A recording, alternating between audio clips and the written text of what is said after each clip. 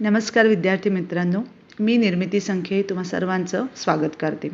आज आपण उपयोजित लेखनातला भाग अभ्यासणार आहोत आणि त्यामधलं पत्रलेखनचा अभ्यास आज आपण करणार आहोत.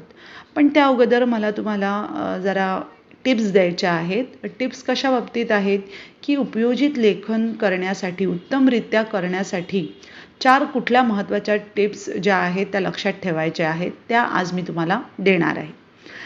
पहिली टिप म्हणजे रोज तुम्हाला न्यूजपेपर वाचायचा आहे. वर्तमानपत्राचं रोज तुम्हाला वाचन करायचं आहे. त्यामुळे बातमी कशा पद्धतीने लिहिली जाते हे तुम्हाला कळणार आहे. दुसरी टिप म्हणजे मराठीतून छोटी-छोटी जी गोष्टीची पुस्तकं आहेत ती तुम्हाला वाचायची आहेत. त्यामुळे कथालेखन करताना कशा पद्धतीने प्रसंग सांगितला जातो हे तुम्हाला इथून कळणार आहे. तिसरी टिप म्हणजे येता जाता जर तुम्ही होर्डिंग्स बघत असाल, जाहिरात बघत असाल, तर ते जाहिरातीमध्ये कसे मुद्दे लिहिलेले आहेत किंवा तुमच्या घरी जर पॅम्पलेट्स वगैरे येत असतील तर त्यामध्ये कसे मुद्दे लिहिले जातात, जाहिरात कशी केली जाते, त्याचं निरीक्षण योग्य पद्धतीने, चांगल्या पद्धतीने तुम्हाला करायचं आहे. त्यामुळे तुम्हाला जाहिरात लेखन करताना त्याचा उपयोग होणार आहे. आणि चौथी टिप म्हणजे वर्षभरात शाळेत जे काही कार्यक्रम साजरे केले जातात, स्वतंत्रता दिवस आहे, प्रजासत्ताक दिन आहे, मराठी दिन आहे, वाचन प्रेरणा दिवस आहे किंवा मग वार्षिक स्नेहसंमेलन आहे, पारितोषिक वितरण समारंभ आहे, हे जे वेगवेगळे कार्यक्रम वर्षभरात साजरे केले जातात, त्यामध्ये सुरुवात कशी होते, कार्यक्रमाचे अध्यक्ष कोण आहेत, कार्यक्रमाचे प्रमुख पाहुणे कोण आहेत, कशा पद्धतीने त्या कार्यक्रमाचा फ्लो आहे, सगळ्यात शेवटी काय केलं जातं, अशा सगळ्या गोष्टी अगदी लक्षपूर्वक बघायच्या आहेत. त्याचं छान निरीक्षण करायचं आहे आणि याचा उपयोग तुम्हाला उपयोजित लेखन करण्यासाठी खूप होणार आहे. या जर 4 टिप्स तुम्ही लक्षात ठेवल्या तर उपयोजित लेखन करताना तुम्हाला कुठलीच अडचण येणार नाही. आता उपयोजित लेखनातील पत्रलेखनाचा भाग आपण आज अभ्यासणार आहोत. चला वळूया पत्रलेखनाकडे. पत्रलेखनाचे 2 प्रकार साधारणपणे केले जातात. एक म्हणजे अनौपचारिक पत्र आणि दुसरं म्हणजे औपचारिक पत्र.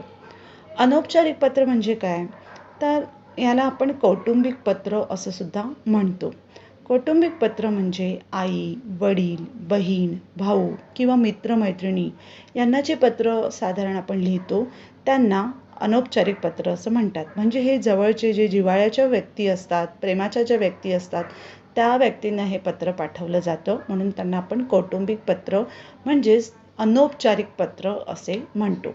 त्याला आपण अनऑफिशियल लेटर असं म्हणतो. दुसरं म्हणजे औपचारिक पत्र, ज्याला आपण फॉर्मल लेटर असं म्हणतो. फॉर्मल लेटर म्हणजे काय? तर ज्याच्यामध्ये फॉर्मॅलिटीचं पालन केलं जातं. आपल्याला इथे 10वीच्या अभ्यासक्रमामध्ये फॉर्मल लेटर जे आहेत ते मागणीपत्र आणि विनंतीपत्र यांचा इथे अभ्यास करायचा आहे. कार्यालयीन जे व्यावसायिक पत्र असतात त्याला आपण फॉर्मल लेटर असं म्हणतो. आणि या 10वीच्या अभ्यासक्रमामध्ये आपल्याला पत्राचा अभ्यास करायचा आहे आणि विनंतीपत्राचा अभ्यास करायचा आहे. मागणीपत्र म्हणजे काय की एखाद्या संस्थेकडून किंवा एखाद्या दुकानातून तुम्हाला जर काही वस्तू मागवायच्या असतील तर त्यासंबंधी जे तुम्ही पत्र लिहिता ते म्हणजे मागणीपत्र. आणि विनंतीपत्र म्हणजे आमंत्रणाचं पत्र असेल किंवा मग एखादा अर्ज तुम्हाला करायचा आहे, एखादी विनंती करायची असेल तर त्यासंबंधीचं जर तुम्ही पत्र लिहिणार असेल तर ते असतं विनंतीपत्र. आता आपण बघूया औपचारिक पत्र आणि अनौपचारिक पत्र लिहिताना कोणत्या गोष्टींची काळजी घ्यावी. आता सर्वप्रथम आपण औपचारिक पत्रामध्ये जाऊया. बघूया औपचारिक पत्र लिहिताना कोणते मुद्दे इथे महत्त्वाचे ठरतात. औपचारिक पत्र लिहित असताना प्रती लिहिल्यानंतर व्यक्तीचा जो हुद्दा आहे, हुद्दा म्हणजे इथे डेझिग्नेशन, तो तुम्ही समर्पकपणे लिहायचा आहे. औपचारिक पत्र लिहिताना प्रती हा शब्द आला पाहिजे. म्हणजे प्रती हा शब्द तुम्ही लिहायचा आहे आणि त्यानंतर व्यक्तीचं जे डेझिग्नेशन असणार आहे, हुद्दा असणार आहे ते लिहायचं आहे. याचा अर्थ जर तुम्ही पोलीस निरीक्षकाला पत्र लिहित असाल तर पोलीस निरीक्षक, आरोग्य सेविका असेल तर आरोग्य सेविका, मुख्याध्यापक असतील तर ते मुख्याध्यापक, असा उल्लेख जो आहे, त्यांच्या हुद्द्याचा जो उल्लेख आहे तो तिथे आला पाहिजे. दुसरा मुद्दा आहे म्हणजे तो म्हणजे पत्राचा विषय इथे लिहिणं आवश्यक आहे. पत्राचा विषय अगदी मोजक्या आणि समर्पक शब्दामध्ये इथे आला पाहिजे. तिसरा मुद्दा आहे की अचूक शब्दात नेमका आशय मांडणे. इथे बघा, औपचारिक पत्र आहे, फॉर्मल लेटर आहे, त्यामुळे तिथे भावना इतक्या महत्त्वाच्या नाही आहेत. भावना महत्त्वाच्या नसल्या तरी त्यातली जी माहिती आहे ती जी आहे ती परिपूर्ण असली पाहिजे. पत्र कसं असलं पाहिजे? परिपूर्ण असलं पाहिजे. अतिशय मुद्देसूद आणि सर्व महत्त्वाचे जे मुद्दे आहेत ते त्याच्यामध्ये अपेक्षित आहेत ते पूर्ण झालेच पाहिजेत. आणि चौथं म्हणजे पत्राच्या शेवटी डावीकडे पत्र पाठवणाऱ्याचा पत्ता. पत्र पाठवणाऱ्याचा पत्ता खूप आवश्यक ठरतो, कारण की जर त्या व्यक्तीला पुन्हा तुमच्याशी जर त्या संबंधात पत्रव्यवहार करायचा असेल तर त्या व्यक्तीकडे तुमचा पत्ता असणं, तुमचा कॉन्टॅक्ट नंबर असणं, ईमेल ॲड्रेस असणं खूप आवश्यक आहे. म्हणून शेवटी डावीकडे पत्र पाठवणाऱ्याचा पत्ता लिहायचा आहे. हे झालं औपचारिक पत्राच्या बाबतीत, म्हणजे फॉर्मल लेटरच्या बाबतीत, जिथे आपण फॉर्मॅलिटीचं पालन करतो. आता आपण वळूया अनौपचारिक पत्र लिहित असताना कुठली काळजी घ्याल. अनौपचारिक पत्र म्हणजे जिथे मी तुम्हाला म्हटलं की कौटुंबिक पत्र, जिव्हाळ्याच्या व्यक्तीला जेव्हा आपण पत्र लिहितो ते म्हणजे अनौपचारिक पत्र. मग तिथे व्यक्तीचा उल्लेख तुम्हाला करायचा आहे, परंतु नात्याप्रमाणे आणि सन्मानपूर्वक असा तिथे उल्लेख आला पाहिजे.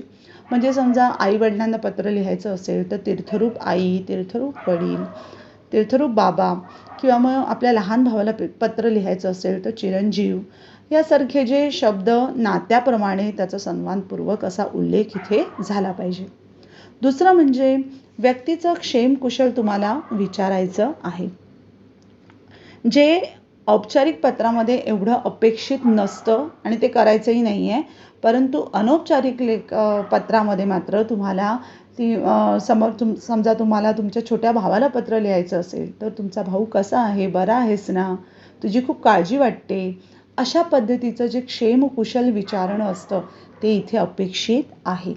शिवाय भावना ज्या आहेत त्या प्रभावी शब्दात तुम्हाला मांडायच्या आहेत. अनौपचारिक पत्रामध्ये भावनांना खूप महत्त्व आहे, कारण की नात्यातला जो जिव्हाळा आहे, प्रेम आहे, ते तुमच्या पत्रामध्ये इथे दिसलं पाहिजे. आणि नात्यातील जिव्हाळ्यानुसार त्याचं विस्तृत लेखनसुद्धा इथे अपेक्षित आहे.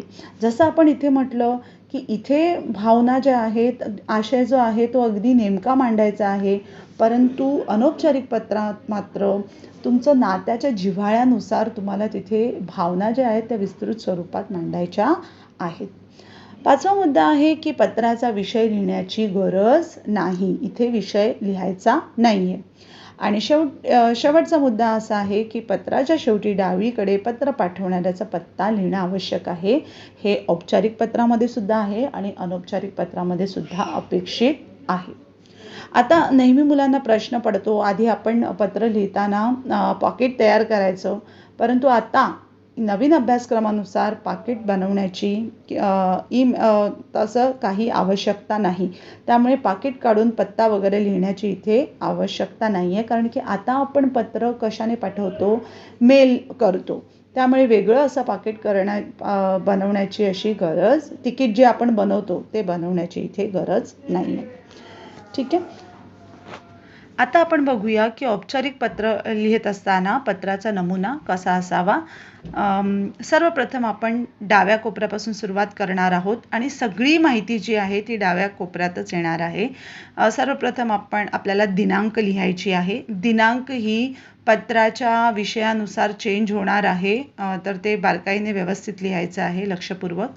त्यानंतर तुम्हाला लिहायचं आहे प्रती, म्हणजे ज्यांच्या प्रती तुम्ही हे लेटर लिहिणार आहात, पत्र लिहिणार आहात, त्यांचा उल्लेख इथे करायचा आहे. उल्लेख जो आहे तो सन्मानपूर्वक करायचा आहे आणि त्यांचं हुद्दा जो आहे तो सुद्धा व्यवस्थित लिहायचा आहे आणि इथे एक पत्तासुद्धा इथे येणार आहे.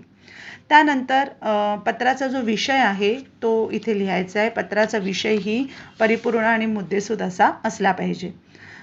विषय लिहिल्यानंतर महोदय लिहून म्हणजे सॅल्युटेशन ज्याला आपण म्हणतो ते लिहून आपण पत्राला सुरुवात करायची आहे आणि मुख्य जो मजकूर आहे तो इथे पूर्ण व्यवस्थित लिहायचा आहे आणि पत्र इथे कंप्लीट झाल्यानंतर शेवटचा मायना ज्याला आपण म्हणतो तो लिहायचा आहे. आपला किंवा आपली विश्वासू जे काही आहे ते इथे येणार आणि त्यानंतर शेवटी पत्र पाठवणाऱ्याचा पत्ता पूर्ण व्यवस्थित पत्ता लिहून तुम्हाला पत्र इथे पूर्ण करायचं आहे.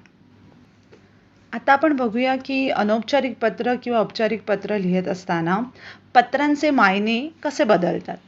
आता बघा, समजा आई वडिलांना जर तुम्हाला पत्र लिहायचं असेल तर तुम्ही तीर्थरूप आणि साष्टांग नमस्कार विनंती विशेष असे शब्द वापरता, बरोबर. जर इतर वडील मंडळी असतील, इतर वडील मंडळी म्हणजे कोण, तुमचे मोठे काका असतील किंवा तुमची आत्या वगैरे असेल, मामा मामी असू शकतात. हे जे इतर वडील मंडळी आहेत त्यांच्यासाठी तीर्थस्वरूप हा शब्द वापरला जातो. तीर्थरूप हा शब्द आई वडिलांसाठी वापरला जातो आणि ते आपले आई वडिलांसारखेच मोठे मंडळी आहेत त्यामुळे त्यांना तीर्थस्वरूप असा शब्द इथे वापरला जातो. आणि पुन्हा साष्टांग नमस्कार विनंती विशेष सा न वी हा शब्द इथे वापरायचा आहे. जर तुमचा लहान भाऊ किंवा लहान बहीण असेल तर त्यांना चिरंजीवी हा शब्द वापरायचा आहे आणि लहान बहीण आणि लहान भाऊ आहे त्यामुळे तुम्ही त्यांना आशीर्वाद देऊ शकता, त्यामुळे अनेक आशीर्वाद असा मायना तिथे येणार आहे. जर मित्रमैत्रिणी असतील तर तुम्ही प्रिय मित्र प्रिय मैत्रीण असा शब्द वापरायचा आहे आणि त्यांना सप्रेम नमस्कार असा मायना तिथे वापरायचा आहे. शेवटचा मायना सुद्धा तुमचा तुमची, बरोबर की नाही. आई वडिलांना पत्र लिहित असताना तुमची लाडकी मुलगी तुमचा लाडका मुलगा असे शब्द इथे वापरायचे आहेत आणि मित्रमैत्रिणींसाठी तुझी मैत्रीण तुझा मित्र असे शेवटच्या मायन्यासाठी शब्द वापरायचे आहेत. जर तुम्हाला औपचारिक पत्र लिहायचं असेल तर माननीय महाशय किंवा माननीय महोदय यासारखा मायना तुम्हाला वापरायचा आहे आणि पुन्हा साष्टांग नमस्कार विनंती विशेष सा न वी हे शब्द इथे येणार आहेत. शिवाय शेवटचा जो मायना असेल तो कसा असेल, आपला नम्र. बस हे 2 शब्द जरी लक्षात ठेवले तुम्ही, अगदी वेगवेगळे खूप शब्द लक्षात ठेवण्याची गरज नाही, कारण की त्यामुळे मग मुलांना मराठी भाषा थोडी क्लिष्ट वाटू लागते आणि कारण की इंग्लिशमध्ये तुम्ही अगदी सगळ्यांसाठी युअर्स सिन्सिअरली हा शब्द वापरता, तसा मराठीमध्ये सुद्धा आपला किंवा आपली नम्र हा शब्द औपचारिक पत्रासाठी वापरला तरी खूप आहे. फक्त इथे एक थोडं वेगळं एक लक्षात ठेवायचं की जर शिक्षकांना तुम्ही पत्र लिहित असाल तर आपली आज्ञाधारक हा एक शब्द तिथे वेगळा लक्षात ठेवायचा आहे, आपली आज्ञाधारक शेवटच्या महिन्यासाठी. आणि जर शिक्षकांना जर पत्र लिहित असणार तुम्ही तर पहिला जो मायना आहे, सुरुवातीचा जो मायना आहे तो परमपूज्य गुरुवर्य, बरोबर, परमपूज्य गुरुवर्य सादर नमस्कार असा शब्द तुम्ही वापरू शकता. अगदी खूप वेगवेगळे शब्द इथे लक्षात ठेवायचे नाही आहेत, कारण की मग मुलं खूप कन्फ्यूज होतात आणि त्यांना मराठी भाषा क्लिष्ट वाटू लागते. त्यामुळे इथे हे काही मोजके शब्द तुम्ही इथे मायन्यासाठी इथे लक्षात ठेवायचे आहेत. आता आपण बघूया की पत्रलेखनावर आधारित जी कृती आहे ती प्रत्यक्ष पेपरामध्ये कशा पद्धतीने येते. आता हा मी मागच्या वर्षीचा पेपर आहे, 2020चा पेपर आहे माझ्याकडे बोर्डाचा आणि ते मी उदाहरण दाखल तुमच्यासाठी इथे घेणार आहे. आता बघूया प्रश्न कसा विचारलेला आहे. खालील कृती सोडवा. पत्रलेखन. खालील निवेदन वाचा व त्याखालील कोणतीही एक कृती सोडवा. जीवन ज्योती विद्यालय, विद्यालयाचं नाव दिलेलं आहे. नांदगाव हे ॲड्रेस दिलेलं आहे, शहराचं नाव दिलेलं आहे. कथाकथन स्पर्धा पारितोषिक वितरण समारंभ. कुठली स्पर्धा आहे? कथाकथनाची स्पर्धा आहे आणि त्या स्पर्धेचं पारितोषिक वितरण समारंभ आहे, बरोबर. प्राइज डिस्ट्रीब्युशन सेरेमनी आहे आणि स्पर्धा आहे कथाकथनाची स्पर्धा, स्टोरी टेलिंग स्पर्धा आहे. आता बघूया. प्रमुख पाहुणे आहेत माननीय श्री अजय लागू. अध्यक्ष आहेत माननीय श्री उत्तम कांबळे. संपर्क दिलेला आहे, इथे ईमेल ॲड्रेस दिलेला आहे आणि दीपक आणि दीपाली माने यांचं नाव दिलं आहे. शिवाय इथे तारीख दिलेली आहे, दिनांक दिलेला आहे 22 जुलै आणि वेळ दिली आहे दुपारी 4 वाजता, बरोबर. इतकं वाचल्यानंतर अजूनही तुम्हाला काहीही इथे कळलेलं नाही आहे की हे पत्र कोणी लिहिलं आहे आणि कोणाला लिहायचं आहे आणि का लिहायचं आहे. फक्त इथे इतकं कळलेलं आहे की शाळेमध्ये कथाकथन स्पर्धा, पारितोषिक वितरण समारंभ आहे जीवनज्योती विद्यालयामध्ये आणि त्याचे प्रमुख पाहुणे हे आहेत, अध्यक्ष हे आहेत आणि कुठला दिनांक आणि कुठला वेळ वगैरे आहे ते फक्त इथे कळलेलं आहे. आता पुढे वाचल्यावर बघूया. पुढे दिलेलं आहे विद्यार्थी प्रतिनिधी या नात्याने. आत्ता तुम्हाला एक पॉईंट इथे समजला की पत्र लिहिणारा जो आहे तो विद्यार्थी प्रतिनिधी आहे. बरोबर? म्हणजे पत्र लिहिणारा विद्यार्थी प्रतिनिधी आहे तुम्हाला आत्ता कळलं. आता पुढे वाचूया. इथे मध्ये किंवा दिलेला आहे आणि 2 विषय दिलेले आहेत. आता पहिला विषय बघूया आपण. पारितोषिक प्राप्त विद्यार्थी सुहास सुनीता देसाई यांचे अभिनंदन करणारे पत्र लिहा. बरोबर? पारितोषिक प्राप्त झालेला विद्यार्थी आहे सुहास किंवा मग मुलगी असेल तर सुनीता. यांचं अभिनंदन करायचं आहे. कोण अभिनंदन करणार आहे? विद्यार्थी प्रतिनिधी करणार आहे. आता इथे पारितोषिक दिलेलं आहे आणि इथे स्पर्धा दिलेली आहे कथाकथनाची स्पर्धा. म्हणजे हे पत्र लिहित असताना आपल्याला या सर्व माहितीचा उपयोग इथे करायचा आहे. बरोबर? आणि हे जे पत्र आहे ते अभिनंदनपर पत्र आहे. म्हणजे थोडंसं हे इनफॉर्मल लेटर आहे. हे फॉर्मल लेटर नाही आहे, तर हे काय आहे? Informal letter. एक विद्यार्थी प्रतिनिधी अभिनंदन करणार आहे. हे पत्र लिहायचं आहे किंवा इथे तुम्हाला ऑप्शन दिलेला आहे. पारितोषिक वितरण समारंभासाठी अध्यक्ष म्हणून माननीय उत्तम कांबळे यांना उपस्थित राहण्याची विनंती करणारे पत्र लिहा. बरोबर?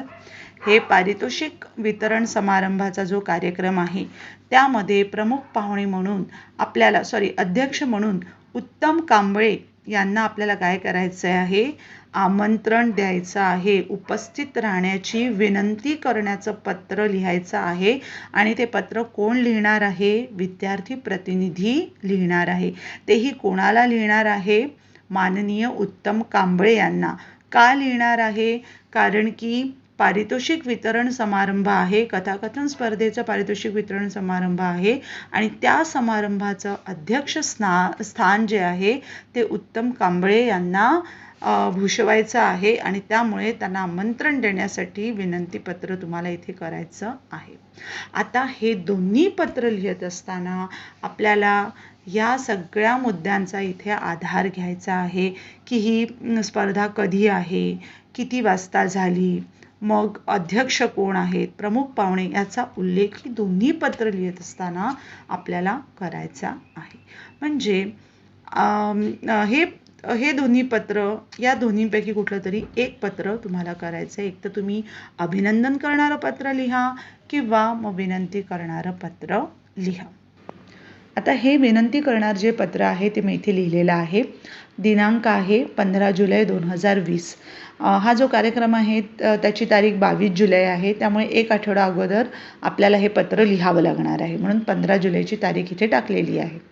प्रति माननीय महाशय लिहिलेला आहे. श्री उत्तम कांबळे संचालक आहेत जीवनज्योती ट्रस्टचे. आता इथे मी ट्रस्टचं संचालक त्यांना बनवलं आहे.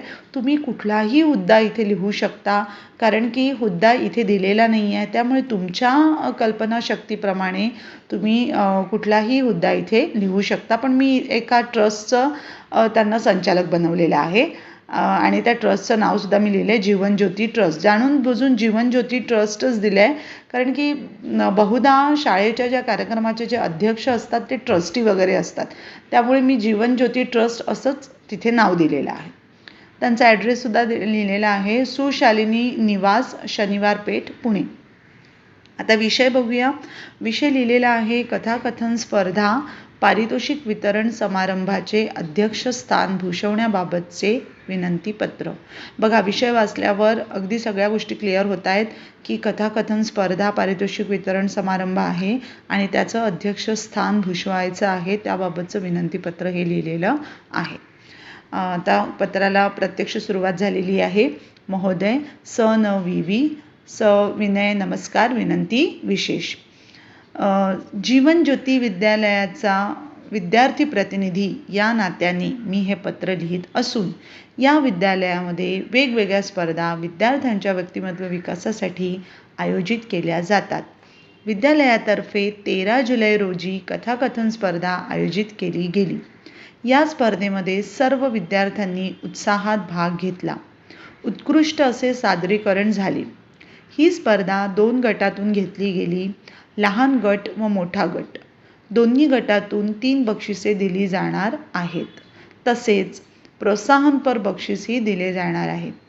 पत्र तुम्ही लिहिलं आहे 15 जुलै या तारखेला आणि ती स्पर्धा प्रत्यक्षात कधी झाली 13 जुलैला, कारण की ती स्पर्धा झालेली आहे आणि त्या झालेल्या स्पर्धेचं पारितोषिक वितरण समारंभ आहे. त्यामुळे तुम्हाला असं लिहावं लागणार आहे की 13 जुलै रोजी ही कथाकथन स्पर्धा जी आहे ती आयोजित केली गेली होती आणि त्या स्पर्धेमध्ये भरपूर विद्यार्थ्यांनी भाग घेतला, उत्साहात भाग घेतला. अतिशय उत्कृष्ट पद्धतीने सगळ्या मुलांनी सादरीकरण केलं. स्पर्धा 2 गटातून झाली आणि आत्ता ती बक्षिसं दिली जाणार आहेत. विद्यार्थ्यांना पुरस्कार देण्यासाठी कथाकथन पारितोषिक वितरण समारंभ आयोजित करण्यात येणार आहे. दिनांक 22 जुलै रोजी दुपारी 4 वाजता हा कार्यक्रम संपन्न होणार आहे. कुठल्या दिवशी आणि किती वाजता हे सांगणं खूप आवश्यक आहे. तरच समोरच्या व्यक्तीला कळणार आहे की मला कुठल्या दिवशी तिथे उपस्थित व्हायचं आहे. कार्यक्रमासाठी प्रमुख पाहुणे लेखक माननीय श्री अजय लागू लाभलेले आहेत. आता इथे कार्यक्रमाचे जे प्रमुख पाहुणे आहेत त्यांचं नाव दिलेलं आहे, पण ते नेमकं काय आहेत, कोण आहेत ते दिलेलं नाही. म्हणून मी इथे ॲड केलेलं आहे, कारण की कथाकथन स्पर्धा आहे त्यामुळे मी एक लेखकांचं नाव असं ते लिहिलेलं आहे की हे लेखक आहेत आणि ते कार्यक्रमाचे प्रमुख पाहुणे म्हणून लाभलेले आहेत. शिक्षिका दीपाली माने कार्यक्रमाचे सूत्रसंचालन करणार आहेत. आता इथे दीपक आणि दीपाली माने यांचं असं नाव दिलेलं आहे, तर ते जे नाव आहे ते मी कोणासाठी वापरलेलं आहे, सूत्रसंचालन करणाऱ्या ज्या शिक्षिका आहेत त्यांच्यासाठी हे वापरलेलं आहे. शाळेचा विद्यार्थी प्रतिनिधी या नात्याने मी तुम्हाला या कार्यक्रमाचे अध्यक्षस्थान स्वीकारण्याची मनपूर्वक विनंती करतो. आपले अमूल्य मार्गदर्शन नेहमीच शाळेला लाभते. यावेळीही ते मिळेल अशी आशा करतो. म्हणजे मी असं इमॅजिनेशन केलेलं आहे की हे शाळेचे ट्रस्टीज आहेत आणि त्यामुळे ते नेहमीच शाळेला मार्गदर्शन करत असतात आणि त्यामुळे यावेळीही ते अशीच मार्गदर्शन करतील आणि कार्यक्रमात उपस्थित राहतील अशी मी आशा व्यक्त केलेली आहे. बरोबर. आणि मग शेवटी लिहायचं आहे की तसदीबद्दल क्षमस्व कळावे आणि नंतर ते पत्रव्यवहारसुद्धा आपल्याशी करणार आहेत. मग आपला नम्र ब.क. विद्यार्थी प्रतिनिधी म्हणजे इथे आपण पेपरमध्ये आपलं नाव लिहत नाही म्हणून ब.क. परंतु जर प्रत्यक्षात तुम्हाला लेटर लिहायचं असेल तर ब.क. लिहायचं नाही आहे, तर इथे तुमचं नाव आलं पाहिजे. आणि मग कोष्टकमध्ये लिहिलेलं आहे मी विद्यार्थी प्रतिनिधी. आता विद्यार्थी प्रतिनिधी याचा घरचा पत्ता इथे येणार नाही आहे, कारण की तो शाळेच्या तर्फे लेटर लिहितोय त्यामुळे परत इथे आपला शाळेचाच पत्ता येणार आहे. मग जीवनज्योती विद्यालय, लोकमान्य मार्ग, मी मार्ग इथे ॲड केलेला आहे. तिथे फक्त जीवनज्योती विद्यालय आणि नांदगाव असंच फक्त लिहिलेलं आहे, पण मी थोडासा ॲड्रेस इथे ॲड केलेला आहे. नंतर ईमेल ॲड्रेससुद्धा दिलेला आहे.